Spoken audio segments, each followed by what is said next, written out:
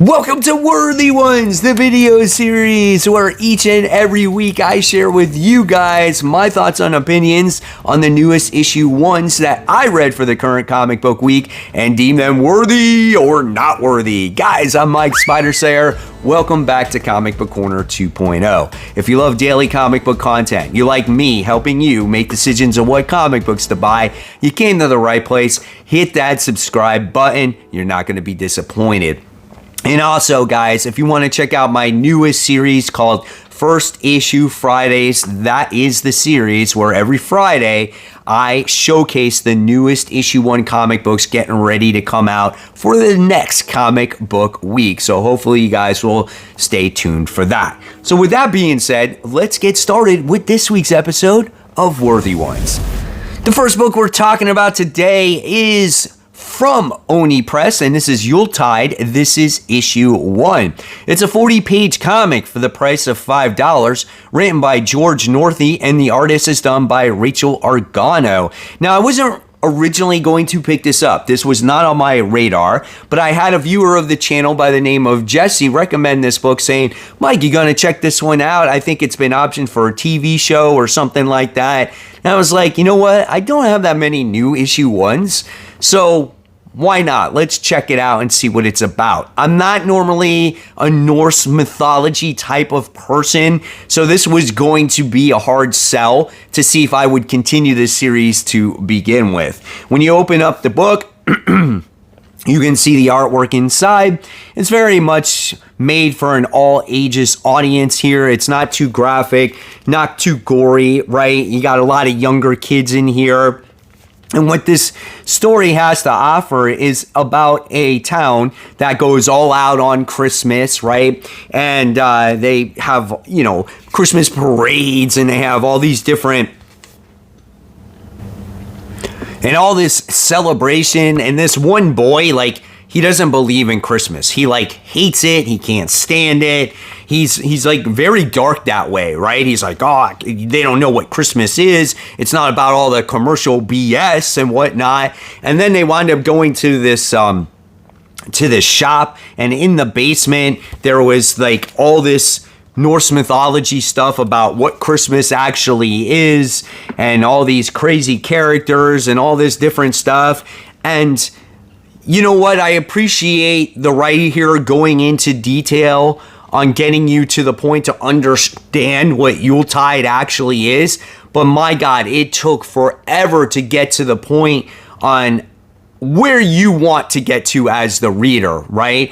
And so it took me 3 times to get through this comic book. So for me, this book was not worthy. It just was very boring. There was too much explanation and not enough action. And I get it. You want the reader to understand, but somehow, some way, I wanted to like the main character more, but it was just beating a dead horse with, oh, I don't like Christmas, and Christmas is very dark, and this and that. And, I don't know. It was just something that I couldn't really get into.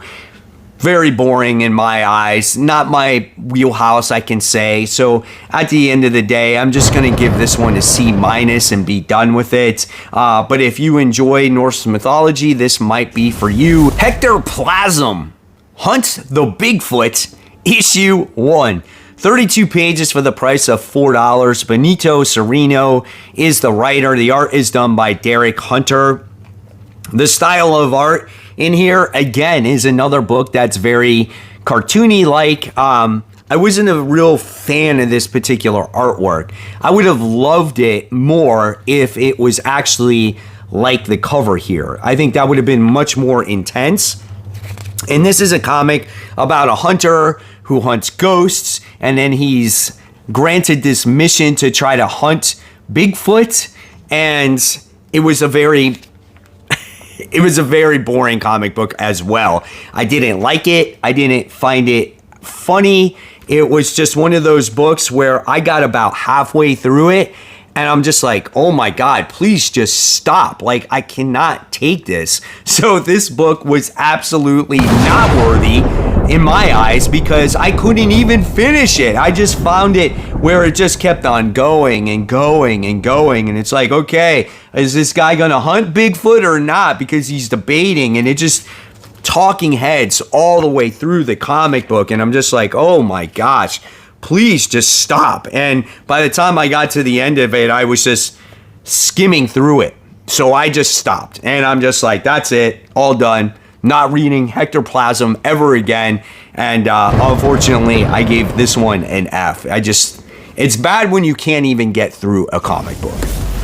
Sinister 6, issue 1 from Marvel Comics, 32 pages, $4 for this comic book, written by Dave Marquez, and the art is done by Rafael Lorenrio. When it comes to the artwork, I actually like the artwork. I thought it was kind of cool just seeing the different characters into the future. Obviously, going through this whole Age of Revelation stuff. And there's a wide cast of characters in this book. Now, in case you didn't know, the series is 3 issues long, so they got to get to the plot pretty quickly here. And the cast of characters consists of Black Cat, Domino, Havoc, Lady Phantom X, Mr. Sinister, Omega Red, Venom, and you got Colleen Wig, Misty Knight, and of course Revelation himself. And what happens is you have Mr. Sinister that acquires these characters, so basically he can take his place, or he can take Revelation's place. I think that's his goal here.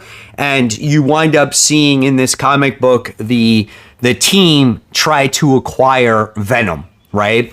And pretty interesting book. It wasn't too bad.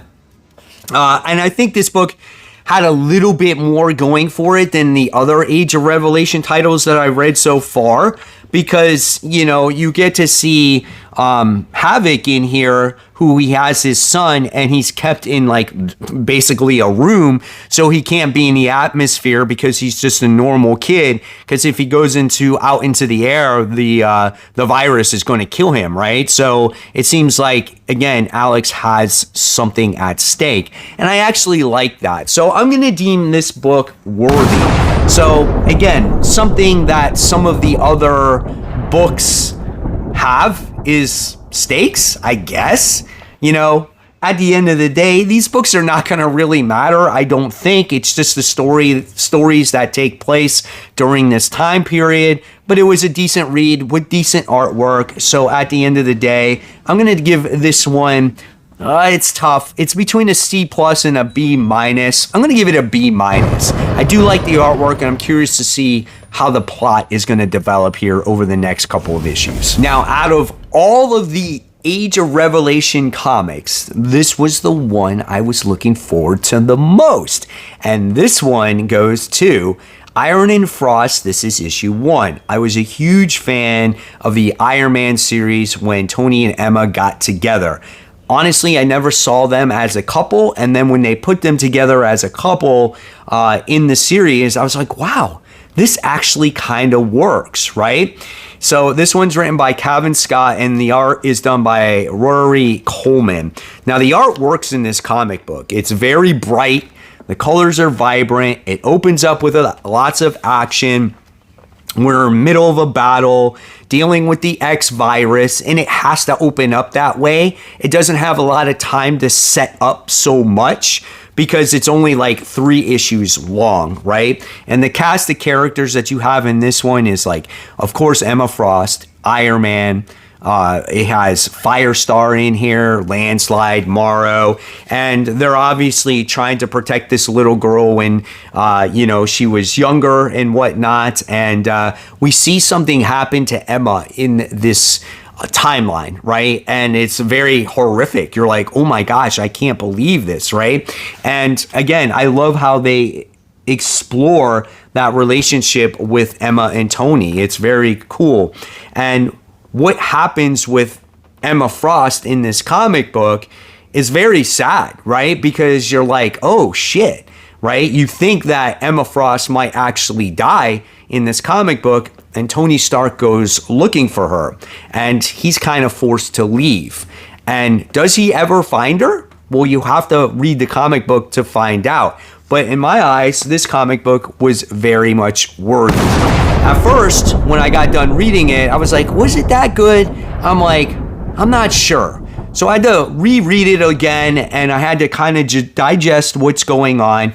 And I think for like a 3-issue series, I think this is doing a pretty decent job, right?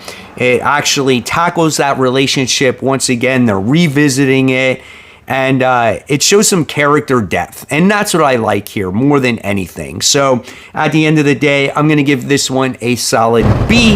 Definitely worth it. This is more of a setup than anything, right? With a decent amount of action. So again, I'm looking forward to how things develop here going forward with the second and third issue. Titans, issue 28, the first DC KO. Was it worth your time and your hard-earned cash? Well, let's talk about it. 32 pages, $4 for this one, written by John Layman. Art is done by Pete Woods. Now, when it comes to this series, I dropped it a long time ago already because I just couldn't get into this run. You know, it just felt like a lot of nothing went on in the series, right? Or it was something that I've already read before with Deathstroke trying to, you know, beat the Titans. It's like, how many times have we seen that? Got a lot of Beast Boy and Raven stuff, right? Just a lot of drama. And in this comic book, the Titans are actually tasked to evacuate all of the humans on Earth.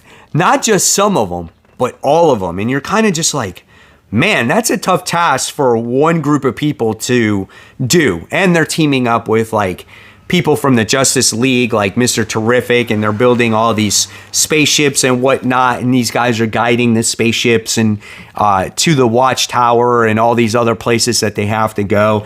And it's a very taxing thing on them, so it's a very emotional comic book when it comes to the characters. But besides that, there's really nothing that goes on in this comic book, and I thought there would be more. It's just by the time you get to the last page, there's a little bit of action, but again, it's just more drama, more talking heads, more nothing. It's kind of like what we've been getting from the series itself. So it's very average in my eyes. So at the end of the day, was it worthy? I guess so. I guess I'll call it worthy. It's very much in between. If you want a more in-depth story when it comes to KO, I guess you might want to read this, but I don't think it's necessary if you want to just see people being evacuated. So, I don't know. I gave this one like a C. It was just very average, and I love the emotional moments between the Titans, but I thought we would get a little bit more action, maybe even a little bit more conflict before the last page, to where maybe you get one of those spaceships that gets shot down while the Titans are like escorting it to where it needs to get to put that even more emotional impact, right? Maybe some fighting, some battling. I don't know, man. I was expecting more out of this one. So yes, I did not have a lot of new issue ones to pick up, and based off of the quality of issue ones you can see on this week's episode, I was left scrounging for issue ones. But this one is an issue 2. And this one is Blue Falcon and Dynamite issue 2. So again, being that there wasn't a lot of new issue ones, issue 2 of this series was my sleeper pick, because I feel like this is a series where it wasn't too late yet to jump on. And if you like Space Ghost and if you like Speed Racer, this is kind of right there in that wheelhouse, right? And I used to watch Blue Falcon on TV and Dynamite. It was fun. This is a little bit more serious. In this second issue, I was excited about because of the events of what happened with issue 1. This book is 32 pages, $5, written by Jimmy Palometi, and the art is done by Pasquale Quilano.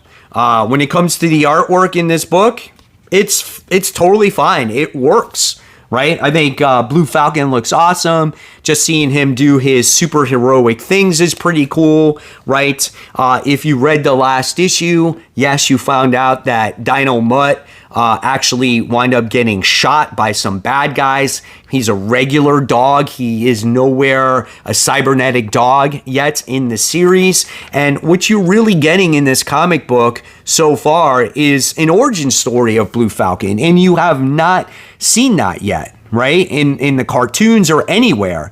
So in this comic book, we see Blue Falcon trying to find answers on who shot his dog.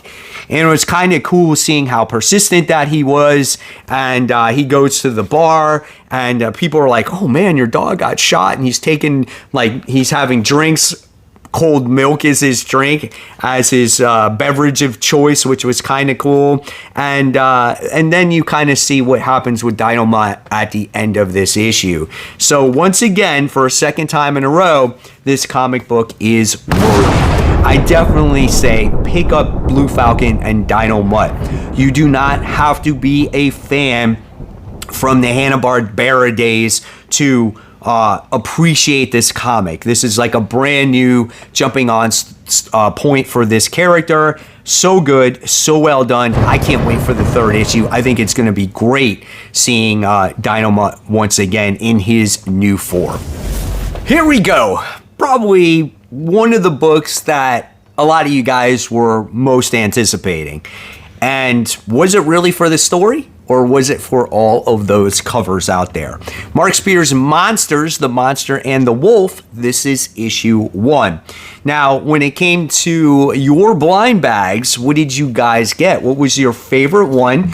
Let me know in the comments below. If you guys saw my comic book haul, you saw me do a complete opening of all my blind bags, and I wound up getting 2 1 in 700 covers. I wound up getting the Night of the Living Dead cover right here, so that one was pretty cool. So 1 in 700.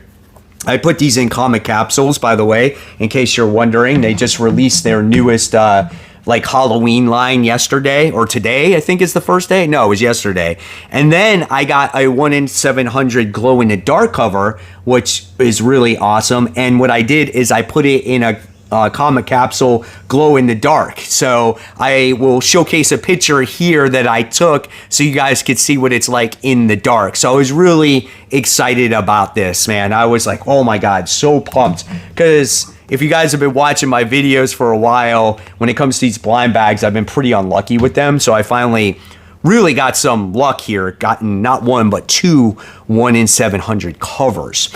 So then when it comes to the story, what does the story have to offer? So issue 1 is 32 pages for the price of $6 here. Obviously, it's written by Mark Spears and the art is done by Mark Spears. So when you open it up, you do get the very same style of artwork that you're going to get on the covers of it, right? Looks pretty good. There's not a lot of action that happens in this very first issue. It's more like a setup issue, right? But there is a couple pages in here where you're like, oh, pretty badass, right? So looks nice. It's always going to look nice. Now, what this book is about a guy by the name of Clint, who is the werewolf, okay? And he is searching for a cure. And what happens is he goes into Antarctica, he goes to this base knowing that this scientist has a specific cure for him. Well, little do you know that this poor man, Clint, is set up by this guy right here. And let's just say that the werewolf actually gives him an ultimatum. He's like, listen, you set me free, I'll give you a chance to run because bad things are about to happen. And as you read this comic book, yes, bad things are about to happen. Was this the best comic book in the world story-wise? No, I'm not going to say that it was. However, it was a worthy comic book, kind of setting things up on what's to come. And as you know, when it comes to Mark Spears' Monsters comic books, he tells a lot of the story through the art, right? Not necessarily, I would say that the writing is the strongest writing in the world, but it's still an entertaining book. And I can't wait to see what happens going forward with the werewolf, right? Does he get his cure or not, right? And who is the other beast that is inserted into this comic book? So I enjoyed it for what it was. And again, if you love different style of artwork, Mark Spears has that for you. I'm going to give this one a solid B this week. Definitely, if you like Mark Spears monsters, you're going to like this comic.